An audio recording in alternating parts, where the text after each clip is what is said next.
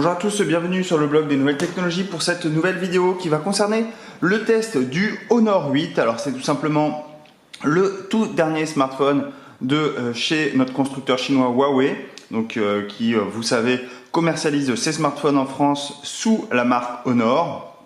Donc on a déjà découvert le Huawei P9, donc qui est le smartphone phare de la firme chinoise, qui a été également lancé en France.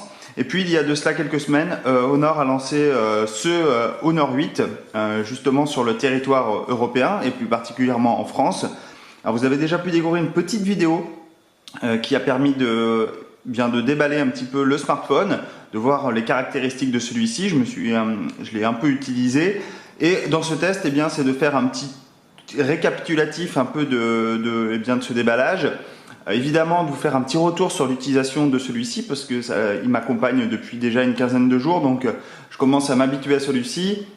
Il m'accompagne quotidiennement depuis 15 jours, donc voilà, j'ai un petit retour à vous faire et c'est ce que l'on va voir dans ce test qui va être décomposé en deux parties. On va voir la partie smartphone et utilisation après de celle-ci.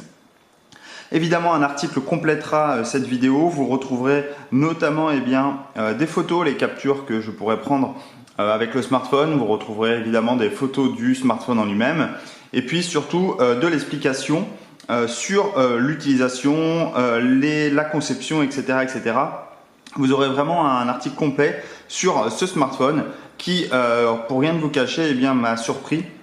Alors, non pas dans de mauvaises conditions justement, il m'a plutôt surpris en étant un smartphone très abordable puisque je vous rappelle ce smartphone se veut, comme d'ailleurs son prédécesseur le Huawei P7, un smartphone abordable mais avec des configurations avec une configuration haut de gamme. Ce smartphone est vendu aujourd'hui en France sur le territoire français au prix aux alentours de 400 € il me semble pour la version la plus, je regarde pour pas dire de bêtises, voilà, 399 € pour la version de 32 Go. Alors évidemment, vous avez beaucoup d'autres smartphones sur le marché à ce prix-là, avec des caractéristiques plus ou moins équivalentes. Donc est-ce que Honor a réussi à faire entre guillemets le flagship abordable, donc le smartphone haut de gamme abordable? C'est ce que l'on va voir dans ce test. Donc déjà en termes de déballage, rappelez-vous, on avait cette boîte blanche ici, un peu particulière d'ailleurs, puisque c'est la première fois que je voyais un smartphone qui était justement positionné à la verticale. Ensuite on avait ici deux tiroirs, deux blocs, où le premier on avait ici le plus petit, c'est tout simplement les papiers sur la garantie, et le second on va retrouver notamment, alors ici je ne les ai pas remis dans la boîte, mais vous avez retrouvé le prise secteur, le câble USB type C pour recharger le smartphone, et ensuite vous allez retrouver également les écouteurs intégrés. Voilà, ça c'est pour la partie déballage. Je ne vais pas le refaire. Si vous voulez en savoir un petit peu plus, il suffit de regarder la vidéo que je posterai sous l'article, enfin sous cette vidéo pardon, et dans l'article pour la retrouver. Mais ce qui va nous intéresser, c'est évidemment la découverte du smartphone que vous avez ici. Donc en termes de caractéristiques, ce smartphone déjà en termes de dimension, donc on est ici sur une hauteur de 145,5 mm, on est sur une largeur de 71 mm et on est sur une épaisseur que vous voyez ici, avec un petit focus, voilà, on est sur une épaisseur de 7,45 mm, donc c'est plutôt correct pour un smartphone abordable et surtout pour un smartphone de cette taille. Concernant l'écran, on est sur un écran de 5,2 pouces qui a une résolution Full HD. Alors on n'est pas sur du Quad HD, alors ça pourrait être, les détracteurs pourraient dire oui ok, c'est plutôt dommage. Mais je dois dire qu'à l'usage, sur une taille d'écran telle que ce Honor 8, il n'y a aucune aspérité à l'œil. Vous allez voir que ce soit les vidéos, vos photos vont être vraiment très très nettes. Et surtout, ça permet d'économiser un peu de la batterie. Puisqu'aujourd'hui, vous savez que la grosse problématique des smartphones, c'est évidemment l'autonomie. Et donc, Honor a eu la bonne idée d'inclure un écran Full HD sur ce smartphone notamment puisque on a quand même une densité de pixels de 423 ppi, donc c'est relativement correct. Ensuite, concernant les autres caractéristiques du smartphone, on va retrouver sous le capot, on va retrouver un processeur maison, puisqu'on va retrouver le processeur Kirin 950, donc c'est un octo-core. Donc il y a 4 puces qui sont cadencées à 2,3 GHz et 4 autres puces qui sont cadencées à 1,8 GHz. Concernant la mémoire, vous allez avoir 4 Go de mémoire vive, donc de la RAM. Ça c'est plutôt intéressant, notamment si vous allez utiliser plein d'applications ou des applications plutôt gourmandes. Vous allez également bénéficier de 32 Go de stockage interne, qui va être extensible par une carte micro SD jusqu'à 128 Go. Donc autant vous dire que vous allez pouvoir profiter pleinement du stockage du smartphone sans avoir peur d'être à court de stockage. Ensuite, vous allez retrouver donc deux caméras, enfin 3 caméras pour être exact. Donc on va avoir une caméra frontale que je vous montrerai tout à l'heure qui va être de 8 mégapixels avec une ouverture 2.4. Vous allez avoir à l'arrière un système de double caméra, donc c'est un peu la nouveauté du smartphone par rapport à son prédécesseur, le Honor 7. Donc ce sont deux capteurs de 12 mégapixels avec une ouverture 2.2 et qui permet de filmer de la vidéo en 1080p à 60 fps. Donc ça c'est vraiment important et vous allez voir le rendu est plutôt très bon. Ensuite, concernant la connectivité, on est sur du Wi-Fi 802.11bgn2 traditionnel, on a du Bluetooth 4.2, on a une puce NFC et évidemment on a de la 4G LTE. Enfin, le plus important peut-être pour certains, on a une batterie de 3000 mAh et je vous réserve la petite surprise de l'autonomie un peu plus loin dans ce test.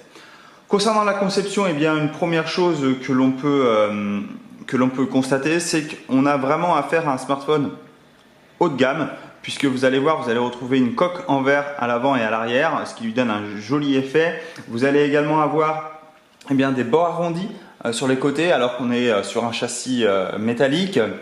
On a vraiment quelque chose de très chouette qui lui donne un look très sympa et très symétrique, puisque on a vraiment deux façades en verre qui sont vraiment très chouettes. Donc voilà la face avant, où on va retrouver donc en façade ici le capteur photo. Comme je vous l'ai dit, la caméra frontale, vous allez avoir la grille du haut-parleur. En bas, on a la marque Honor. Vous avez ici les boutons capacitifs, donc qui sont logiciels. Ensuite, à l'arrière, on va retrouver donc nos deux caméras qui sont juste ici. Donc deux caméras de 12 mégapixels. Donc vous allez voir la particularité qu'elles offrent ces caméras. Vous allez ici avoir un système qui va vous permettre d'accélérer tout simplement la photo, puisque l'autofocus va se faire beaucoup plus rapidement. Et ici, vous avez un double flash LED. En dessous, on retrouve un capteur d'empreinte digitale qui se dote de fonctionnalités supplémentaires que simplement déverrouiller ou payer vos achats en ligne de façon sécurisée. Et enfin, en bas, on retrouve donc la marque Honor. Sur la tranche supérieure, comme ceci, donc vous allez retrouver le focus, toujours le même problème. Alors attendez, hop. Voilà, sur la tranche supérieure ici, vous allez avoir quelque chose que l'on retrouve très rarement sur les smartphones, de moins en moins en tout cas. On avait vu ça sur les smartphones de chez Samsung, mais c'est une caractéristique que l'on voit de moins en moins, c'est tout simplement un capteur infrarouge, donc qui va vous permettre de piloter par exemple votre téléviseur sans bouger de votre canapé et sans chercher la télécommande. Vous allez tout simplement pouvoir sortir votre smartphone. Sur le côté, sur la tranche latérale de droite, on retrouve deux boutons. Ici, on a le bouton Power et le bouton Volume juste en dessous. Sur la tranche inférieure du smartphone, vous allez retrouver donc différentes petites choses. Ici, on a la prise de jack 3.5. On a ici donc le port USB type C, donc ça veut dire réversible, c'est la nouvelle norme USB. Et enfin, on a une grille de haut-parleurs également juste à côté. Enfin, sur la tranche latérale gauche, vous allez tout simplement avoir le tiroir qui va vous permettre de retirer ici donc la carte SIM, le tiroir pour insérer justement la carte SIM et la carte micro SD si vous le souhaitez. Voilà concernant un petit tour de la conception de ce smartphone. Comme vous voyez, on est sur une dalle en verre à l'avant et à l'arrière. Alors à l'arrière, c'est un peu particulier puisque selon les propres termes du constructeur, eh bien, il y a eu plusieurs couches qui ont été apposées en fait sur le smartphone, et du coup, vous voyez, on a un effet ici un peu eh bien, très très chouette, puisque on a pas mal de reflets. Alors évidemment, sur la version bleue que j'ai entre les mains, c'est d'autant plus vrai. Vous voyez, on a vraiment des petits reflets bleutés qui sont d'un plus bel effet. On a également un verre qui est légèrement courbé, hop, ici sur la face du devant, également à l'arrière. Donc ça lui donne, ce que je vous disais tout à l'heure, un look plutôt symétrique. On a des bords ici qui sont légèrement arrondis.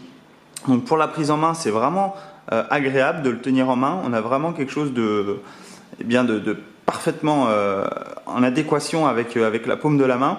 Et surtout, eh bien, sa taille permet d'accéder aux boutons très facilement et d'accéder surtout à tout l'écran sans avoir besoin de réduire la taille de l'écran ou quoi que ce soit.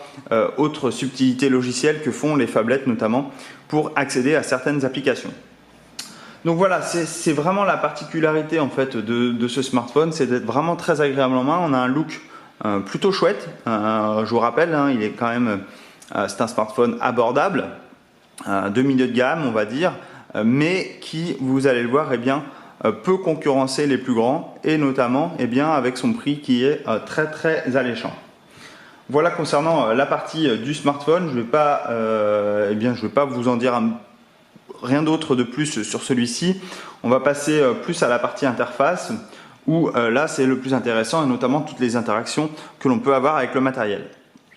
Donc je vais essayer de poser le smartphone sur le petit trépied comme ceci. Voilà, ça va être peut-être plus facile pour vous le présenter. Non, c'est pas dit. C'est pas dit. Donc je vais le prendre en main. J'essayais. Donc voilà, on est sur une interface donc Emotion UI 4.1. Donc Emotion UI, pourquoi? Eh bien, c'est tout simplement la surcouche qui vient au-dessus de Android 6.0, pardon, 4, heureusement qu'on n'est pas à 4. Donc on n'est pas sur la toute dernière version d'Android, mais ce smartphone devrait y passer, version Android 7 qui est connue sous le nom de Nougat. Donc on a une surcouche qui est habituelle sur les smartphones, eh bien, de chez Huawei, où on retrouve en fait une conception logicielle qui ressemble fortement à ce que fait Apple, et notamment en termes d'interface, puisque toutes vos applications en fait vont être accessibles à travers un seul bureau. Vous n'avez pas le tiroir d'applications comme vous retrouvez eh bien, sur une version Android native, par exemple sur les Nexus, mais là vous allez vraiment avoir toutes vos applications qui vont être accessibles à travers de multiples écrans. Donc ça, c'est une des premières particularités. Ensuite, une seconde particularité, c'est ce menu en fait de notification que vous voyez, j'ai slidé de haut en bas, où vous allez avoir une espèce de timeline ici, un peu à la Facebook, où vous allez retrouver eh bien, en fonction des heures de la journée toutes les notifications que vous avez pu manquer. Et puis vous allez pouvoir évidemment cliquer sur celle que vous souhaitez pour la lancer, et vous allez pouvoir également en squeezer d'un simple geste du doigt comme ceci. Vous voyez, je peux simplement squeezer les notifications très simplement. J'ai une petite poubelle également en bas qui me permet de toutes les supprimer d'un seul coup.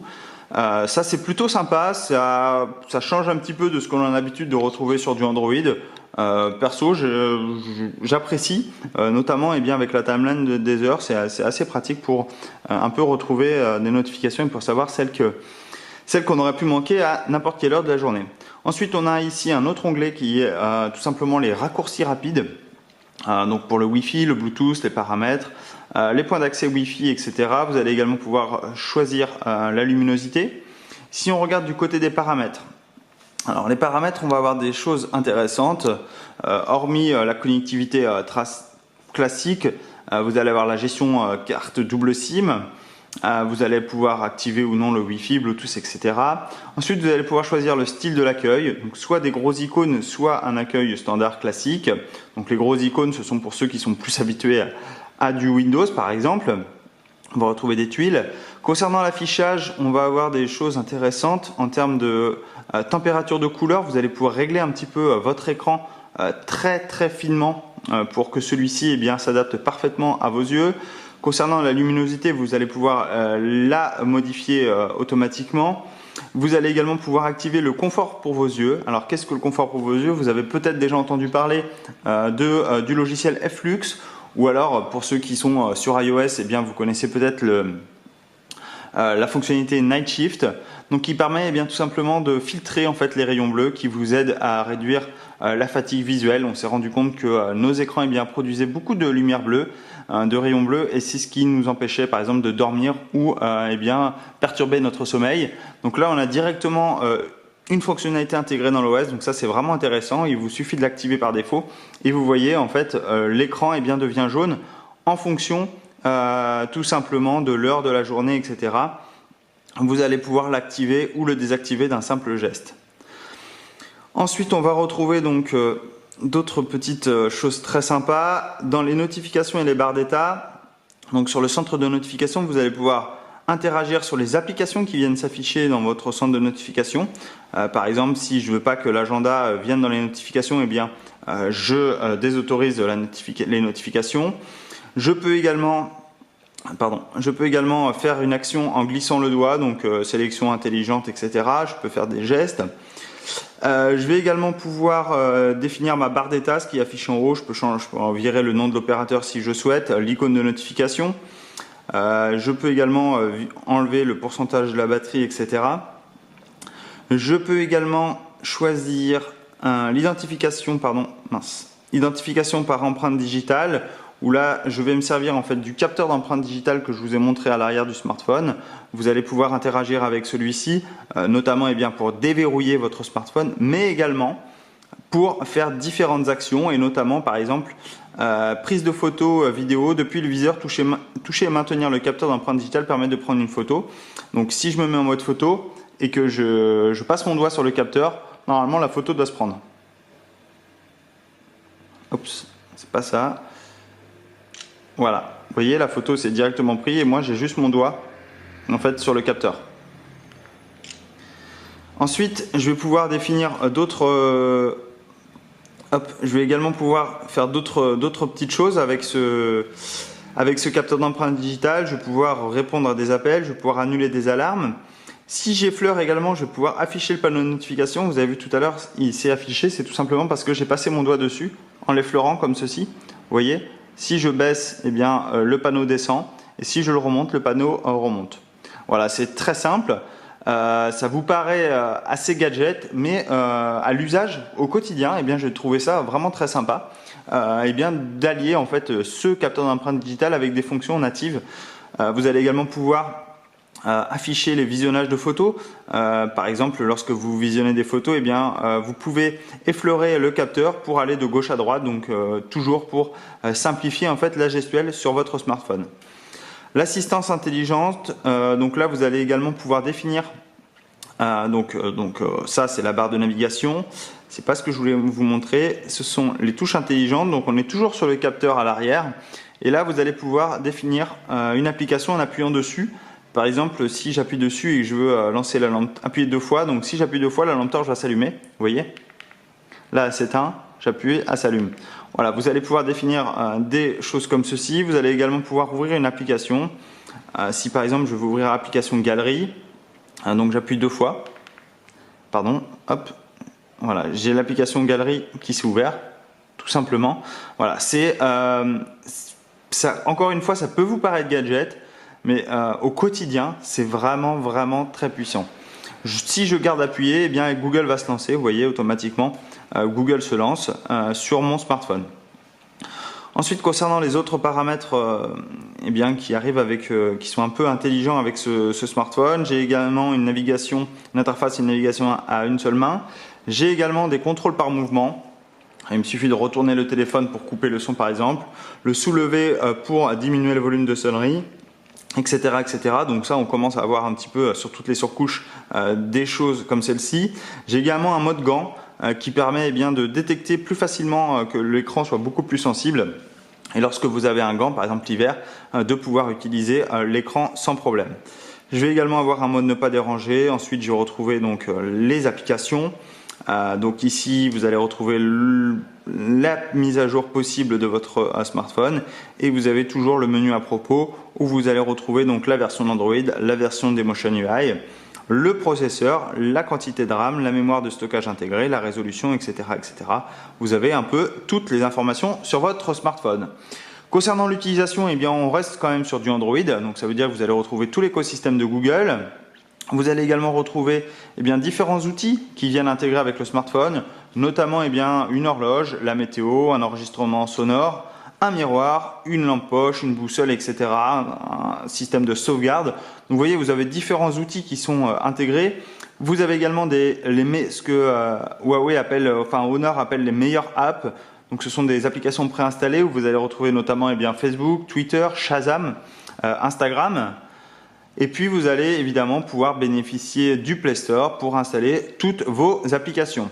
Vous avez également une application de gestion de thèmes, donc qui vous permet de changer littéralement l'interface de votre smartphone. Donc vous avez un catalogue de thèmes préenregistrés, évidemment. Vous allez également pouvoir personnaliser celui-ci en fonction de vos envies, par exemple le fond d'écran, le changer, etc., etc. Donc ça évidemment, c'est en fonction du thème que vous choisissez. Vous allez également retrouver tout un tas d'autres applications et notamment une application de santé qui vous permet comme tout smartphone, de définir votre profil. Donc là, vous allez pouvoir définir vos informations personnelles. Hop, donc là, je vais vous le remontrer parce que j'avais désactivé pour que vous puissiez voir un petit peu comment ça se passe. Donc là, je rentre mon profil. Et voilà, j'ai mon objectif santé. Et en fait, en fonction de l'utilisation du smartphone, par exemple dès que je vais marcher, etc., ça va enregistrer le nombre de pas. Et aussitôt, toutes ces informations vont être intégrées sur le smartphone. Et je vais avoir un petit récapitulatif sur cette application.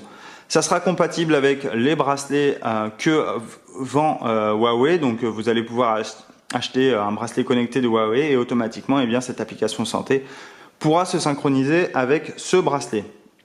Concernant les jeux, on est quand même sur, comme je l'ai dit tout à l'heure, des caractéristiques haut de gamme. On a quand même un hexa-core, 4 Go de RAM.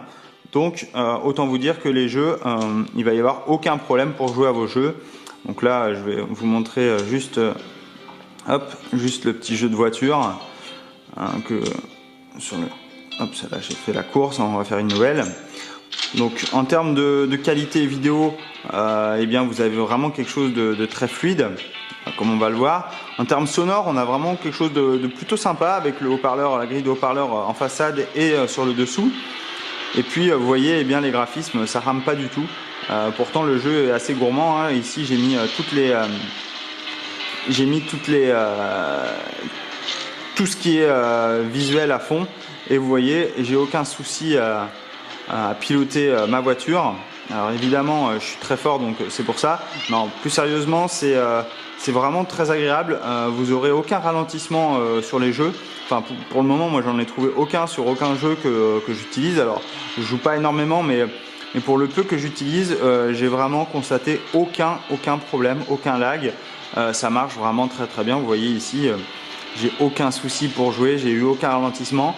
Alors évidemment, on va me dire le téléphone est-ce qu'il chauffe? Alors oui, comme tout téléphone, dès que vous jouez, dès que vous commencez à jouer et vous l'utilisez abondamment, évidemment il chauffe, mais ça reste très agréable. Vous allez retrouver évidemment l'application du Blog NT sur votre smartphone. Donc si vous ne l'avez pas installé, je vous conseille d'aller sur le Play Store, vous tapez Blog NT et vous allez pouvoir installer cette merveilleuse application qui va vous permettre d'accéder à toutes les nouveautés et tous les articles en premier lieu avant tout le monde. Ensuite, ce qui est intéressant, c'est évidemment ce double capteur photo. Alors comment marche-t-il ? Tout simplement, vous allez pouvoir définir ici un effet qui va vous permettre prendre des photos lorsque la profondeur de champ est réduite. Donc par exemple, vous allez pouvoir photographier un sujet devant vous avec un paysage derrière et on va pouvoir jouer un peu sur l'effet de profondeur pour jouer sur le flou. Donc ça, c'est un des modes du capteur photo, du double capteur photo. Il va également permettre de prendre des photos en mode coloré et noir et blanc. Donc vous allez pouvoir jouer, une fois que la photo est prise, vous allez pouvoir choisir la colorisation que vous préférez. Vous allez avoir différents modes, donc le mode photo traditionnel, le mode photo professionnel qui, comme son nom l'indique, je vais essayer de refaire le focus, pardon. Voilà, le mode photo professionnel qui tout simplement permet de gérer énormément de paramètres sur l'appareil. Vous allez pouvoir régler la balance des blancs, vous allez pouvoir régler l'ISO, vous allez également pouvoir, donc là vous voyez, je peux régler l'ISO, je peux régler également ici l'ouverture directement. Je vais également pouvoir choisir le mode de colorimétrie qui m'intéresse. Je vais également pouvoir choisir ou non l'autofocus. Enfin, vous voyez, vous avez vraiment beaucoup de choses à choisir sur ce mode photo. Vous avez également des modes embellissement, donc ça va vous permettre d'embellir un visage, notamment lorsque vous faites un selfie. Vous avez la même chose pour le mode vidéo. Vous avez un mode gourmet sur lequel vous allez pouvoir faire un focus en fait sur ce qu'il y a dans votre assiette. Vous avez un mode panoramique, un mode HDR, un mode cliché nocturne, un mode light painting, donc ça j'y reviendrai un peu plus tard. Un mode timelapse, ralenti, filigrane, note audio, scan de documents. Vous avez vraiment tout plein de modes. Concernant les paramètres, vous allez pouvoir choisir la résolution de votre photo, le mode GPS si vous le souhaitez, choisir le contrôle audio, choisir le suivi d'objet ou non. Et si on passe en mode vidéo, les paramètres évidemment ils changent. Vous allez donc pouvoir filmer en 1080p, en 720p en mode ralenti si vous le souhaitez. Voilà, vous allez pouvoir choisir encore le suivi d'objet, activer ou non le stabilisateur d'image, etc., etc. Oui, on a vraiment quelque chose de très puissant en termes de photos. Pour vous montrer quelques photos, évidemment vous en retrouverez dans l'article, mais pour vous montrer ici, alors ça ce sont les photos que j'ai prises tout à l'heure, donc voilà, donc ça ce sont certaines photos que j'ai pu prendre avec le Honor 8. Donc vous voyez, la qualité est vraiment très bonne. On a également donc hop, comme ceci. Vous voyez ici, en cas de un petit peu moins de luminosité dans le bois, ici aussi, vous voyez les détails sont vraiment quand même très bons. Vous avez également donc ici cet effet en fait où je vous expliquais tout à l'heure. On va pouvoir choisir l'effet d'ouverture juste après que la photo soit prise. Donc une fois qu'elle est capturée, je peux me faire un focus en fait sur ma fleur, vous voyez, comme ceci, et autour en fait, alors je sais pas si vous le voyez bien à la caméra, mais autour en fait de ma fleur, eh bien tout le paysage devient flou. Si par exemple je me mets ici sur la fleur, vous voyez ici j'ai un paysage complètement net. Et si je me fais focus vraiment sur la fleur et que je réduis l'ouverture, voilà, tout le paysage devient flou et ma fleur est mise en abîme. Donc ça c'est vraiment intéressant, et surtout ça on peut le faire a posteriori, c'est-à-dire une fois que la photo est prise, vous allez pouvoir faire ce petit réglage. Donc là c'était vous voyez, j'avais ici très peu de luminosité à l'intérieur, et vous voyez ce que ça donne à l'intérieur une fois que je prends le cliché. On a vraiment quelque chose de très chouette. Donc là, ce sont d'autres photos que j'ai pu prendre. Je vous posterai évidemment tout ça sur l'article. Vous aurez tout ça. Concernant les vidéos en elles-mêmes, hop, on refait. Eh bien, la vidéo vraiment très correcte. Vous voyez ici, j'ai vraiment quelque chose de très net, de très chouette. Voilà, c'est vraiment un smartphone qui permet de faire de très belles photos, de très belles vidéos. Vous allez avoir quelque chose de relativement rapide en main, même très rapide en main. Vous allez avoir une surcouche qui est agréable à utiliser, malgré que les puristes Android n'aimeront pas. Personnellement, j'apprécie fortement ce smartphone. Voilà, comme d'habitude, si vous avez des questions, n'hésitez pas à me les poser, j'y répondrai avec grand plaisir, et surtout vous retrouverez le test très prochainement sur le blog NT. Voilà, je vous dis à tous à très bientôt, et surtout passez une excellente journée. Au revoir.